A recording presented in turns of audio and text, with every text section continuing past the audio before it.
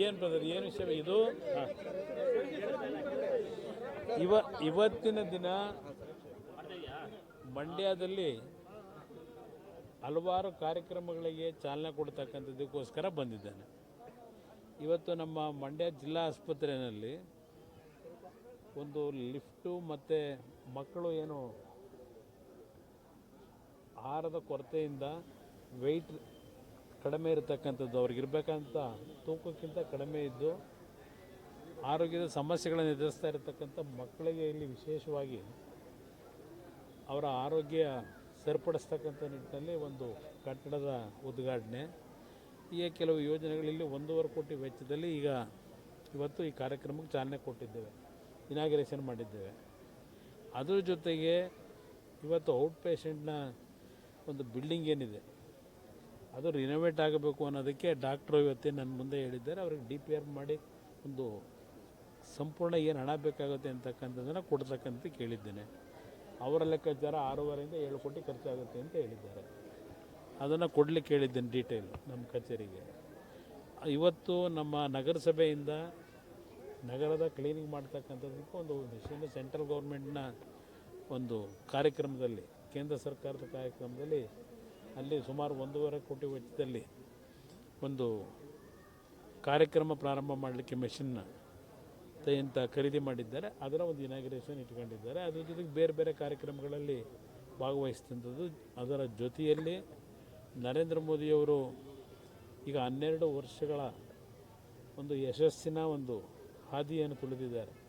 2014ಕ್ಕೆ ಅವರು ಅಧಿಕಾರಕ್ಕೆ ಬಂದ ನಂತರ ಇವತ್ತು ದೇಶದಲ್ಲಿ ಹಲವಾರು ಯೋಜನೆಗಳನ್ನು ಇವತ್ತೇನು ಕಾರ್ಯರೂಪಕ್ಕೆ ತಂದು ಪ್ರತಿ ಬಡ ಕುಟುಂಬಗಳಿಗೆ ಅದು ದೊರಕಬೇಕು ಅಂತಕ್ಕಂಥ ಒಂದು ದೃಷ್ಟಿಯಿಂದ ಅವ್ರು ಮಾಡಿರ್ತಕ್ಕಂಥ ಯೋಜನೆಗಳು ಇವತ್ತು ಅತ್ಯಂತ ದೊಡ್ಡ ಮಟ್ಟದಲ್ಲಿ ಆರ್ಥಿಕವಾಗಿ ಹಣ ಕೊಟ್ಟಿರ್ತಕ್ಕಂಥದ್ದಿರ್ಬೋದು. ಅದರಿಂದ ಇವತ್ತು ಬಡ ಕುಟುಂಬಗಳ ಪ್ರತಿಯೊಂದು ವ್ಯಕ್ತಿಗಳಿಗೂ ಒಂದೊಂದು ರೀತಿಯಲ್ಲಿ ಅದು ಆಯುಷ್ಮಾನ್ ಭಾರತ್ ಇರ್ಬೋದು, ಜನ್ಧನ್ ಕಾರ್ಯಕ್ರಮ ಇರ್ಬೋದು, ಅಲ್ಲಿಂದ ಮುದ್ರಾ ಕಾರ್ಯಕ್ರಮ ಇರ್ಬೋದು, ಹೀಗೆ ಹಲವಾರು ಯೋಜನೆಗಳಲ್ಲಿ ಇವತ್ತು ಪ್ರಧಾನಮಂತ್ರಿಗಳ ಒಂದು ಚಿಂತನೆಯಿಂದ ಬಂದಿರತಕ್ಕಂಥ ಕಾರ್ಯಕ್ರಮಗಳು ಅದು ಪ್ರತಿ ಕುಟುಂಬಕ್ಕೂ ದೊರಕಬೇಕು ಅಂತಕ್ಕಂಥ ಅವರ ಚಿಂತನೆ ಇವತ್ತೇನು ಯಶಸ್ಸಿನ ಹಾದಿಯಲ್ಲಿ ನಡೀತಾ ಇದೆ. ಭಾರತದ ವಿಕಾಸ 2047ಕ್ಕೆ ಸಂಪೂರ್ಣವಾಗಿ ಇವತ್ತು ಕಾರ್ಯಕ್ರಮ ಆಗಬೇಕು ಅಂತಕ್ಕಂಥದ್ದು, ವಿಕಸಿತ ಭಾರತವನ್ನು ನೋಡಬೇಕು ಅಂತಕ್ಕಂಥದ್ದು ಅವರ ಯೋಜನೆಯಲ್ಲಿ ಇರತಕ್ಕಂಥದ್ದೇನಿದೆ ಅದಕ್ಕೆ ಸಂಬಂಧಪಟ್ಟಂಥ ಒಂದು ಕಾರ್ಯಕ್ರಮ ಇವತ್ತು ಏರ್ಪಾಡು ಮಾಡಿದ್ದಾರೆ. ಸೂಪರ್ ಸ್ಪೆಷಾಲಿಟಿ ಆಸ್ಪತ್ರೆ ವಿಚಾರವಾಗಿ ಏನಾಯ್ತು ಸರ್? ಹೇಳಿದ್ದೇವೆ, ಇಲ್ಲಿ ಕೇಂದ್ರ ಸರ್ಕಾರಕ್ಕೆ ರೆಕಮೆಂಡೇಶನ್ ಆಗಬೇಕು. ರೆಕಮೆಂಡೇಶನ್ದು ಇನ್ನೂ ಕೇಂದ್ರ ಸರ್ಕಾರಕ್ಕೆ ಕೊಟ್ಟಿಲ್ಲ. ಕೊಟ್ಟ ತಕ್ಷಣ ಅದರ ಬಗ್ಗೆ ಗಮನ ಹರಿಸ್ತೀವಿ. ಸರ್, ಗೃಹಲಕ್ಷ್ಮಿ ಮತ್ತು ಗೃಹ ಜೊತೆಗೆ ಮರು ಅರ್ಜಿ ಹಾಕಬೇಕು ಅಂತ ರಾಜ್ಯ ಸರ್ಕಾರ ಹೇಳ್ತಾ ಇದೆ. ಈಗ ಮರು ಅರ್ಜಿ ಹಾಕಿ ಈಗೇನು ಕಳೆದ 3 ವರ್ಷದ ಅನುಭವ ಅವರಿಗಿದೆ. 3 ವರ್ಷದಲ್ಲಿ ಕೆಲವು ಲೋಪದೋಷಗಳಿದೆ ಅಂತಕ್ಕಂಥದ್ದು ಸರ್ಕಾರವೇ ಹೇಳ್ತಾ ಇದೆ. ಅದು ಉದ್ದೇಶಗಳು ಒಳ್ಳೆಯ ಉದ್ದೇಶವೇ, ಆದರೆ ಆ ಒಂದು ಲೋಪಗಳನ್ನು ಸರಿಪಡಿಸ್ತೀವಿ ಅಂತ ಹೇಳಿ ನಿಜವಾದಂಥ ಫಲಾನುಭವಿಗಳನ್ನು ಏನಾದರೂ ಗುರುತಿಸ್ತಕ್ಕಂಥದ್ರಲ್ಲಿ ಏನಾದರೂ ಸರ್ಕಾರ ಆ ಹೊರೆಯನ್ನು ಕಡಿಮೆ ಮಾಡ್ಕೊಳ್ತಕ್ಕಂಥದ್ದಕ್ಕೆ ಅದನ್ನು ದುರುಪಯೋಗ ಪಡಿಸ್ಕೋಬಾರ್ದು ಅಷ್ಟೇ. ಅವ್ರು ಕೊಡ್ತಾ ಇದ್ದಾರೆ, ಕೊಡಲಿ, ಅದೇ ನಾನು ಕೊಡ್ತಕ್ಕಂಥದ್ದಕ್ಕೆ ವಿರೋಧ ಇಲ್ಲ. ಆದರೆ ಆ ಕೊಡ್ತಕ್ಕಂಥ ಕಾರ್ಯಕ್ರಮ ರೂಪರೇಷೆಗಳನ್ನು ಅವತ್ತೇನು ಮಾಡಿದ್ರು ಅದರಲ್ಲಿರ್ತಕ್ಕಂಥ ಒಂದು ಲ್ಯಾಪ್ಸಸ್ಸನ್ನು ಈಗ ಸರಿಪಡಿಸ್ಕೊಂಡು ಇವತ್ತು ಹಣ ದುರ್ಬಳಕೆ ಆಗಬಾರ್ದು ಅಂತಕ್ಕಂಥ ಉದ್ದೇಶದಿಂದ ಮಾಡ್ತಾ ಇದ್ದೀವಿ ಅಂತ ಹೇಳ್ತಾ ಇದ್ದಾರೆ. ಈಗ ಅದರ ಅನುಭವ ಆಗಿದೆ. ಅವತ್ತು ಕೊಡಬೇಕಾದ್ರೆ ಒಂದು ಜನತೆ ಮುಂದೆ ಏನು ಮಾತು ಕೊಟ್ಟುಬಿಟ್ಟಿದ್ರು, ಮುಂದಿನ ಅದರ ಆಗ್ತಕ್ಕಂಥ ಅನಾಹುತಗಳನ್ನು ಯೋಚನೆ ಮಾಡಿದೆ.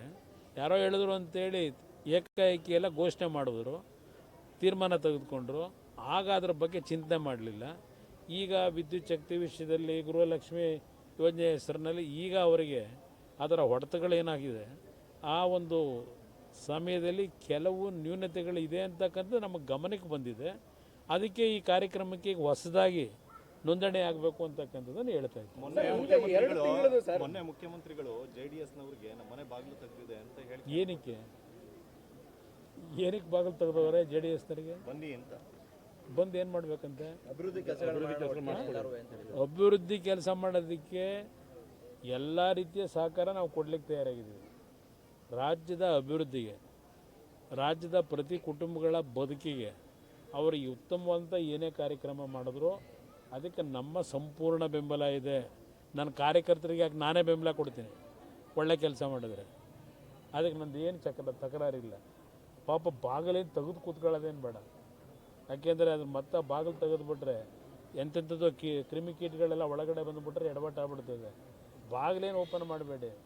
ಓಪನ್ ಮಾಡದಿದ್ದು ನಾವು ಬೆಂಬಲ ಕೊಡೋಕ್ಕೆ ತಯಾರಾಗಿದ್ದೀವಿ. ಗೃಹಲಕ್ಷ್ಮಿ ವಿಚಾರವಾಗಿ ಸರ್ ಎರಡು ತಿಂಗಳು ಬಂದಿಲ್ಲ ಅನ್ನುವಂಥ ಯಾವುದು ಗೃಹಲಕ್ಷ್ಮಿ ಅದು ಪ್ರತಿ ಸಂದರ್ಭದಲ್ಲೂ ಕೊಡಲಿಲ್ಲ ಇದುವರೆಗೂ ಸರ್ಕಾರ ಅಂತ. 2 ತಿಂಗಳದು ಇವತ್ತವರೆಗೆ ಚಕಾರ ಎತ್ತಿದ್ರ ಹಲವಾರು ರೀತಿಯಲ್ಲಿ ಅದನ್ನು ಸಾರ್ವಜನಿಕವಾಗಿ ಹಲವಾರು ರೀತಿಯಲ್ಲಿ ಹಲವಾರು ನಾಯಕರುಗಳು ವಿಧಾನಸಭೆ ಕಲಾಪದಲ್ಲಿ ಚರ್ಚೆ ಮಾಡಿ 5,000 ಕೋಟಿ ಏನಾಯಿತು 2 ತಿಂಗಳ ಒಂದು ಗೃಹಲಕ್ಷ್ಮಿ ಯೋಜನೆ ಹಣ ಫಲಾನುಭವಿಗಳು ಹೋಗತಕ್ಕಂಥದ್ದು 5,000 ಕೋಟಿ ಇವತ್ತು ಅಕೌಂಟೇ ಸಿಗ್ತಿಲ್ಲ ಅಂತಕ್ಕಂಥದ್ದೇನು ಹೇಳ್ತಾ ಇದ್ದಾರೆ. 5,000 ಎರಡು ಅವಧಿ ಕೊಡಬೇಕಂತ 5,000 ಕೋಟಿ ಅದು ಇವತ್ತು ಹಲವಾರು ಬಾರಿ ಪ್ರಶ್ನೆ ಮಾಡಿದ್ರು ಅದಕ್ಕೆ ಚಕಾರ ಎತ್ತಿಲ್ಲ. ಜಾಣ ಮೌನಕ್ಕೆ ಒಳಗಾಗಿದ್ದಾರೆ.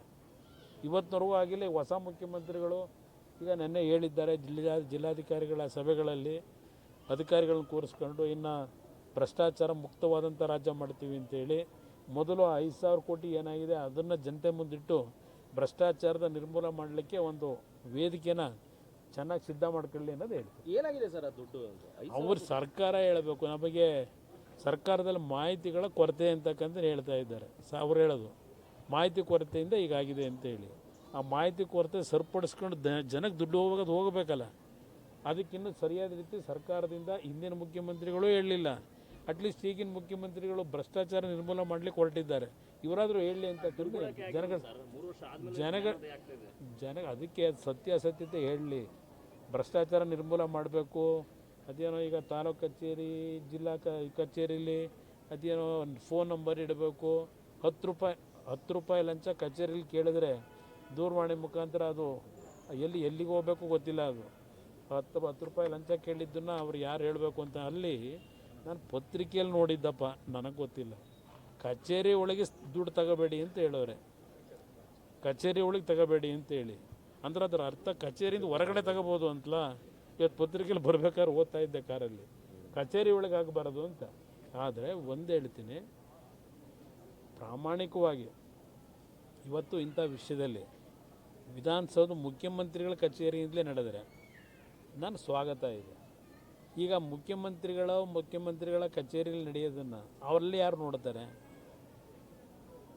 ಅದಕ್ಕೆ ಯಾರು ಜವಾಬ್ದಾರರು ತಗೋತಾರೆ? ಇದೆಲ್ಲ ಮುಂದಕ್ಕೆ ನೋಡೋಣ ಚರ್ಚೆ. ಇವೆಲ್ಲ ಜನಗಳ ಮುಂದೆ ನಾನು ಮೊದಲೇ ಮೊನ್ನೆನೂ ಬಂದಾಗ ಇಲ್ಲೇ ಹೇಳೋದ್ನಲ್ಲ, ಅತಿ ವಿನಯಂ ಧೂರ್ತ ಲಕ್ಷಣಂ ಅಂತ ಹೇಳಿ. ನೋಡೋಣ ಇನ್ನು ಮುಂದಕ್ಕೆ ಏನೇನಾಗುತ್ತೆ. ಸರ್, ಟೌನ್ಶಿಪ್ ವಿಚಾರದಲ್ಲಿ ಮೋದಿ ಅವರು ಗ್ರೀನ್ ಸಿಗ್ನಲ್ ಇದೆ, ಕುಮಾರಸ್ವಾಮಿ ಮಾರ್ಗದರ್ಶನ ಇದೆ ಅಂತ ಹೇಳಿ ಮೋದಿಯವರು ಕೊಟ್ಟಿರ್ಬೋದೇನಪ್ಪ, ನಂಗೆ ಗೊತ್ತಿಲ್ಲ. ಕೊಟ್ಟವರೋ ಕೊಟ್ಟಿಲ್ವೋ ನನಗೆ ಗೊತ್ತಿಲ್ಲ. ಅವ್ರು ಹೇಳ್ತಾ ಇದ್ದಾರೆ. ಮೋದಿಯವರ ಕಾರ್ಯಕ್ರಮ ಅವರು ಗುಜರಾತ್ನಲ್ಲಿ ಏನು ಮಾಡಿದ್ದಾರೆ, ಅವರಲ್ಲೂ ಹಲವಾರು ಟೌನ್ಶಿಪ್ಗಳು ಮಾಡ್ಕೊಂಡ್ರು ಮೋದಿಯವರು. ಟೌನ್ಶಿಪ್ ಅವ್ರು ಮಾಡಿರ್ತಕ್ಕಂಥ ಭಾಗ ಯಾವುದು ಏರಿಯಾ, ಇವರು ಮಾಡೋಕ್ಕೆ ಹೊರಟಿರೋದು ಏನು? ಇಲ್ಲಿರೋದು ಪ್ರಶ್ನೆ. ಟೌನ್ಶಿಪ್ ಮಾಡೋದಕ್ಕೆ ನನ್ನ ಅಭ್ಯಂತರ ಇಲ್ಲ. ಬಿಡದಿ ಹತ್ರದ್ದು ನನ್ನ ಒಂದು ಕಾಲದಲ್ಲಿ 2006 20 ವರ್ಷದ ಹಿಂದೆ ಒಂದು 5 ಉಪನಗರಗಳನ್ನು ಮಾಡಬೇಕು ಅಂತೇಳಿ ತೀರ್ಮಾನ ಮಾಡಿದವನೇ ನಾನು. ಉದಾಹರಣೆಗೆ ಸನ್ಮಾನ್ಯ